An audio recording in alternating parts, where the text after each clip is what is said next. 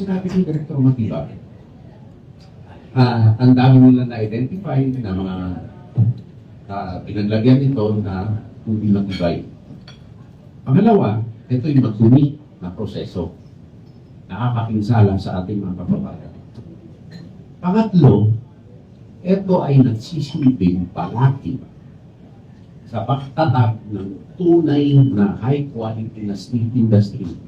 Dahil sa pinanggalingan nito ay maduming scrap galing sa ibang bansa, lulusarin lang nila yan.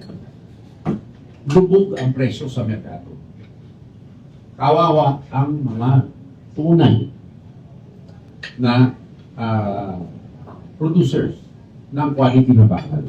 Ito ay tinatawag na ang mga ito ay induction furnace process.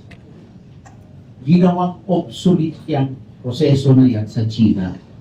Anong ginawa ng China? Dinuning dito na libre na hawak ng mga galamay nila.